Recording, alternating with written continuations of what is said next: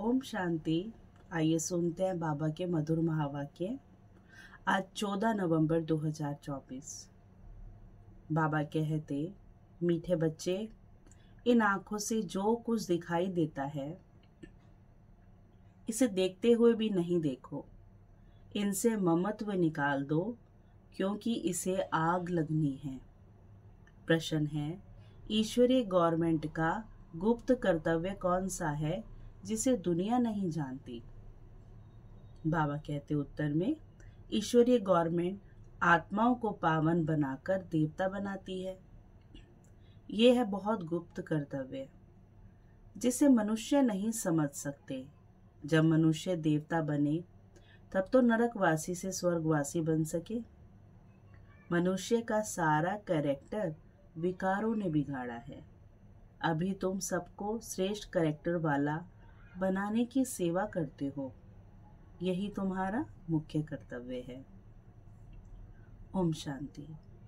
जब ओम शांति कहा जाता है तो अपना स्वधर्म और अपना घर याद पड़ता है। फिर घर में बैठ तो नहीं जाना है। बाप के बच्चे बने हैं तो जरूर स्वर्ग का वर्षा भी याद पड़ेगा। ओम शांति कहने से भी सारा ज्ञान बुद्धि में आ जाता है। मैं आत्मा शांत स्वरूप हूँ, शांति के सागर बाप का बच्चा हूँ। जो बाप स्वर्ग की स्थापना करते हैं वही बाप हमको पवित्र शांत स्वरूप बनाते हैं। मुख्य बात है पवित्रता की। पवित्र दुनिया और अपवित्र दुनिया है। पवित्र दुनिया में एक भी विकार नहीं है। अपवित्र दुनिया में 5 विकार है। इसलिए कहा जाता है विकारी दुनिया। वह है निर्विकारी दुनिया। निर्विकारी दुनिया से सीढ़ी उतरते उतरते फिर विकारी दुनिया में आते हैं। वह है पावन दुनिया। ये है पतित दुनिया। राम राज्य और रावण राज्य है ना, समय पर दिन और रात गाए हुए हैं। ब्रह्मा का दिन और ब्रह्मा की रात। दिन सुख, रात दुख। रात भटकने की होती है। यूं तो रात में कोई भटकना नहीं होता है, परंतु भक्ति को भटकना कहा जाता है। तुम बच्चे यहाँ आए हो सद्गति पाने के लिए। तुम्हारी आत्मा में 5 विकारों के कारण पाप थे। उनमें भी मुख्य है काम विकार, जिससे ही मनुष्य पाप आत्मा बनते हैं। यह तो हर एक जानते हैं। हम पतित हैं, भ्रष्टाचार से पैदा हुए हैं। एक काम विकार के कारण सारी क्वालिफिकेशन बिगड़ पड़ती है। इसलिए बाप कहते हैं, इस काम विकार को जीतो तो जगत जीत नई दुनिया के मालिक बनेंगे। तो बाबा कहते, तो अंदर में इतनी खुशी रहनी चाहिए। मनुष्य पतित बनते हैं तो कुछ समझते नहीं। इस काम पर ही कितने हंगामे होते हैं। काम विकार पर कितने हंगामे होते हैं। कितनी अशांति, हाहाकार हो जाता है। इस समय दुनिया में हाहाकार क्यों है? क्योंकि सभी पाप आत्माएं हैं। तो आज जो जैसा संस्कार वैसे ही आगे कर्म बनते हैं। फिर विकारों के कारण ही असुर कहा जाता है। असुर कोई देखने वाले नहीं होते, लेकिन अंदर में संस्कार बिगड़ जाते हैं। बाबा कहते, अभी बाप द्वारा समझते हो, हम तो बिल्कुल कौड़ी मिसल वर्थ नॉट अ पैनी थे। काम की जो चीज नहीं उसे आग में जलाया जाता है। अभी तुम बच्चे समझते हो, दुनिया में कोई काम की चीज नहीं।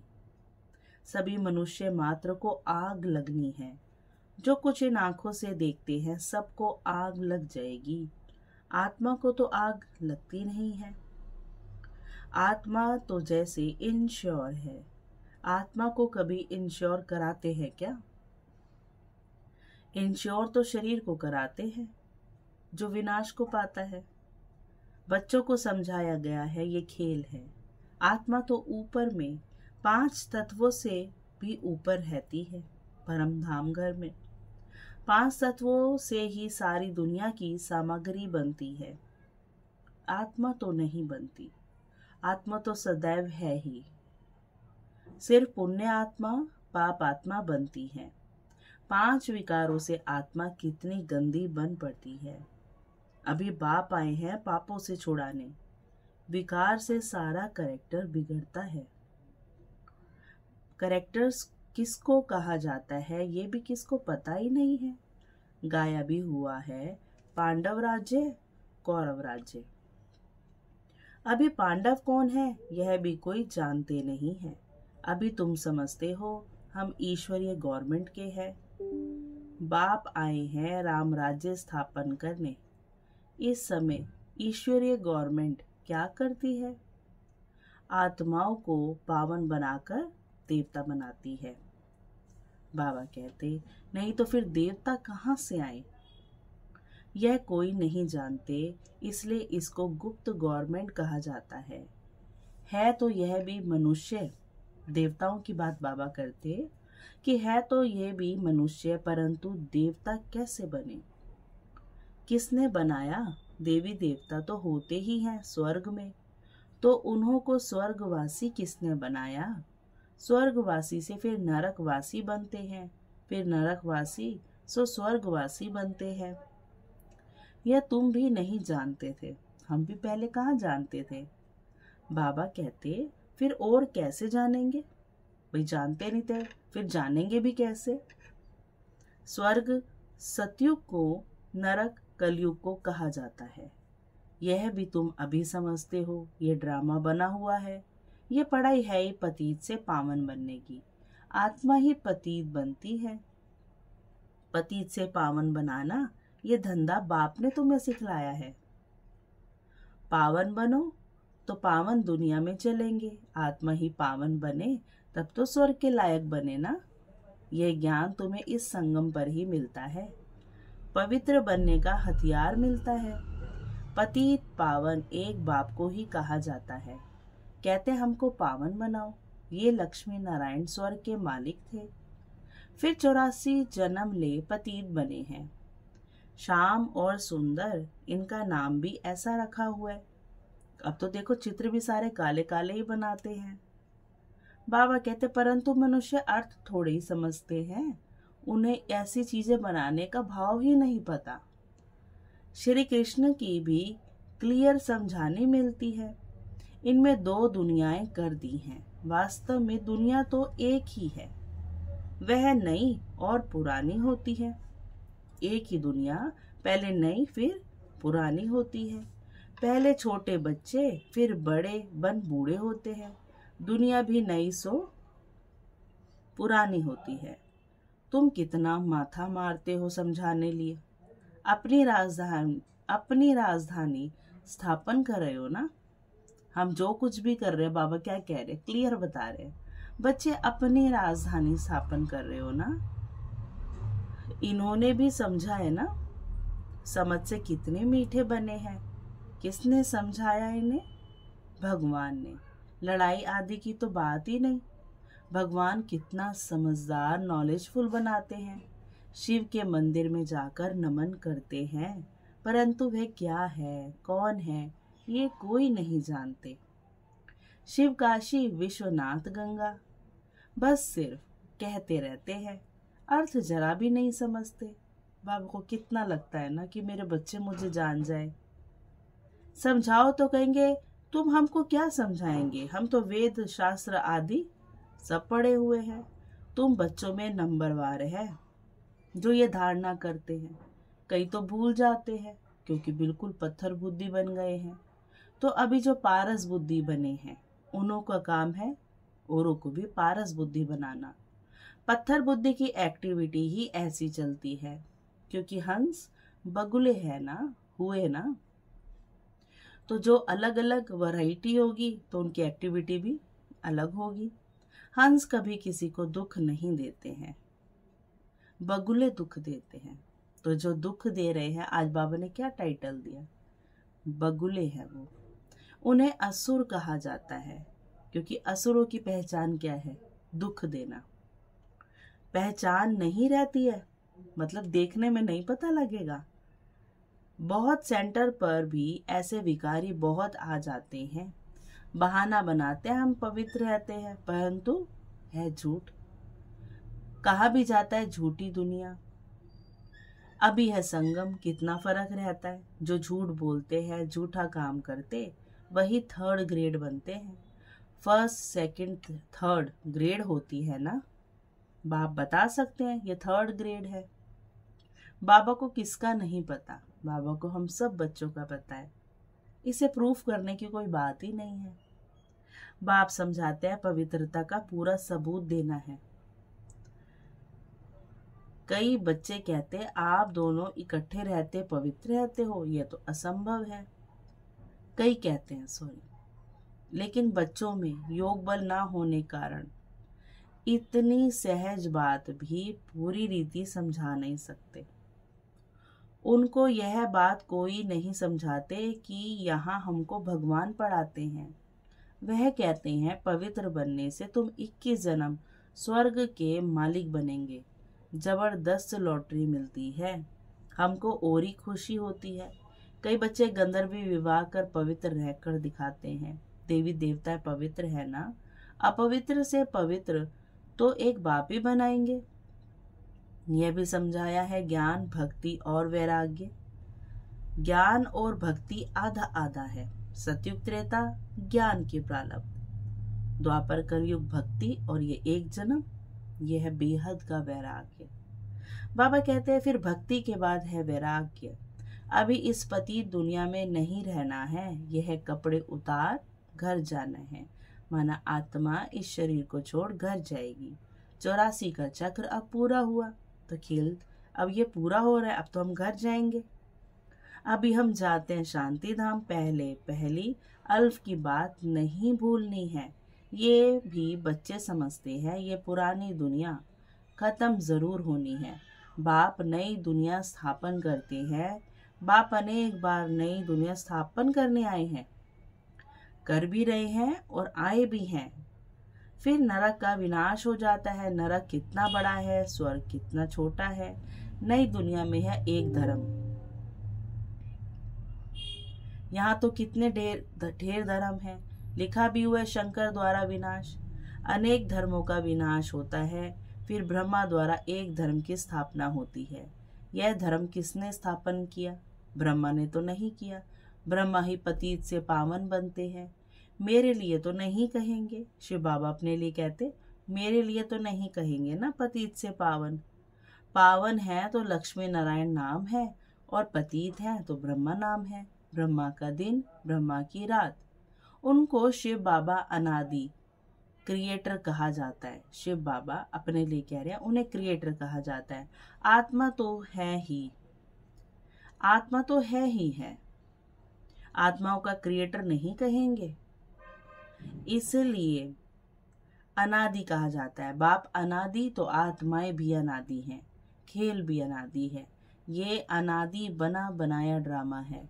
स्व आत्मा को सृष्टि चक्र के आदि मध्य अंत के ड्यूरेशन का ज्ञान मिलता है। यह किसने दिया? बाप ने।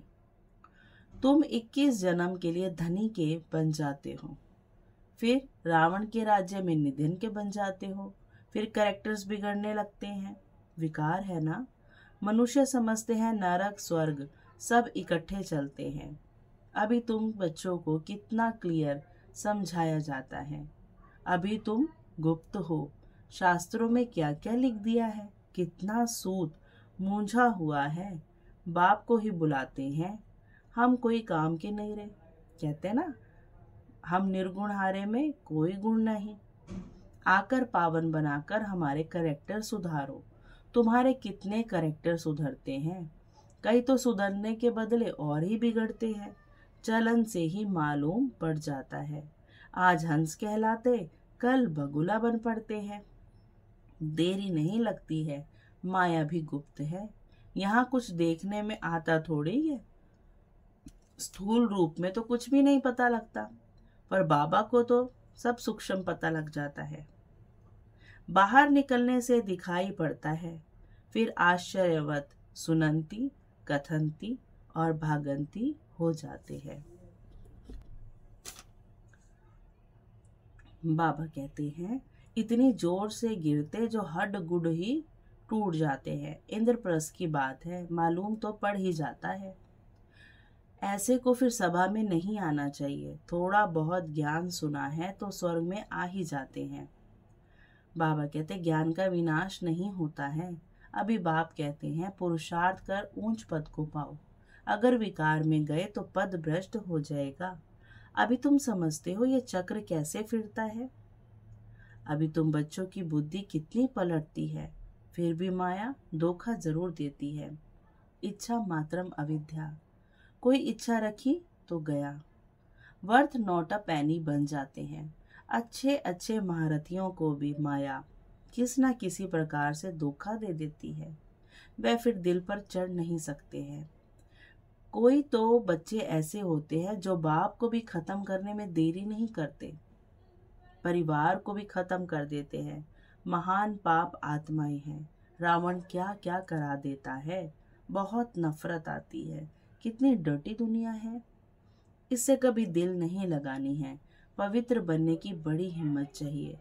विश्व के बादशाही की प्राइज लेने के लिए पवित्रता है मुख्य। पवित्रता पर कितने हंगामे होते हैं। गांधी जी भी कहते थे, हे पतित पावन आओ। अब बाप कहते हैं, हिस्ट्री ज्योग्राफी फिर से रिपीट होती है।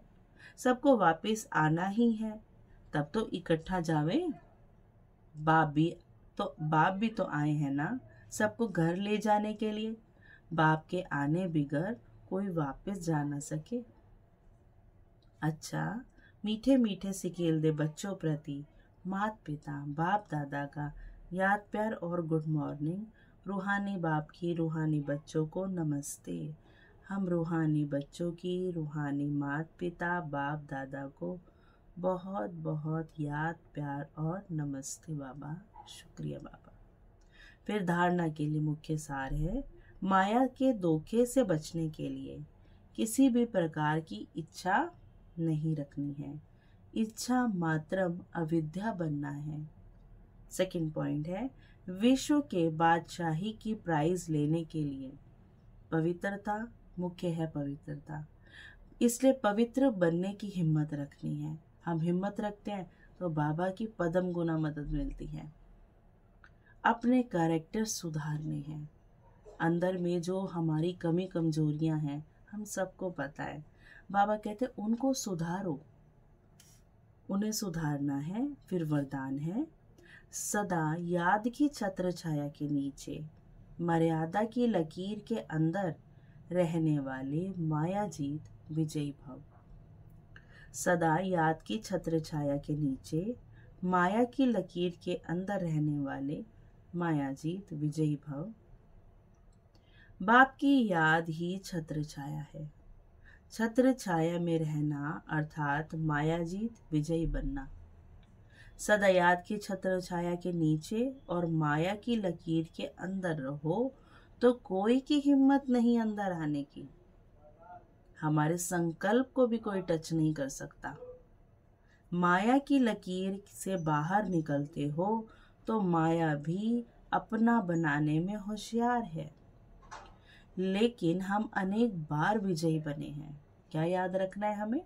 हम अनेक बार विजयी बने हैं। मैं हूं ही विजयी आत्मा, विजयी रतन हूं मैं।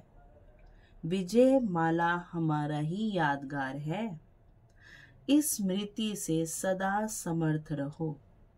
ये स्मृति ही हमें समर्थी देगी। बाबा कहते,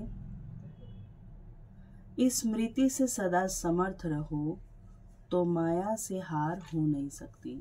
फिर स्लोगन है, सर्व खजानों को स्वयं में संभालो तो संपन्नता का अनुभव होता रहेगा। अच्छा, ओम शांति। शुक्रिया बाबा, शुक्रिया।